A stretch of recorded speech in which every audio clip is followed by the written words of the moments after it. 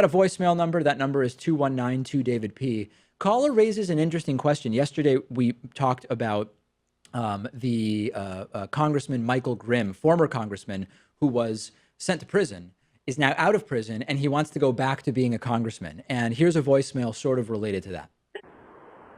Hey, David, was just listening to your show. You were talking about this guy who just got out of prison for tax evasion. And I was just thinking how it's interesting how people who've gone to prison can go back into office, but at the same time, the prison can't vote. And I just wanted to know your thoughts on that. Thanks. Bye. Yeah, I've actually talked about this before. The entire convicted felons can't vote thing. If we believe as a society that you commit a crime, and in order to repay that debt to society, you go to prison. Once you get out of prison, presumably your debt has been paid and you should be fully reinstated as a member of society, which includes voting rights. I think that there is a case to be made, and by the way, this is not uncontroversial. There's an easier case to make that while you are in prison, you should not be allowed to vote. I'm not saying I'm taking that position, but that case is stronger to me.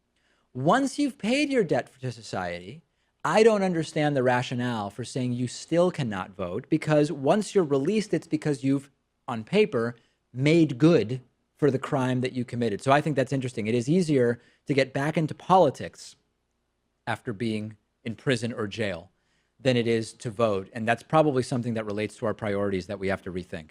On today's bonus show, Tom Petty, dead at 66 years old. We will talk about that. We will talk about the Nobel Prize winning Americans who have done some interesting research on circadian rhythms, very interesting. And we will also delve a little bit into the background that's been uncovered of Las Vegas shooter Stephen Paddock, gambling, someone who was a pilot, just very unusual and sort of sporadic bits of his history, but still nothing approximating what we would sort of colloquially think of as a motive for what is now known as, and was, the deadliest mass shooting in American history. So you can get access to the bonus show and hear us talk about all of those stories by signing up at davidpakman.com/membership. There's a coupon code available. It's I voted 17. You can also get access to the bonus show and the commercial-free broadcast show by becoming a patron at patreon.com/davidpakman show, where contributions start at just a single $1 a month. Check it out, pick your poison, and then we will talk to you on the bonus show.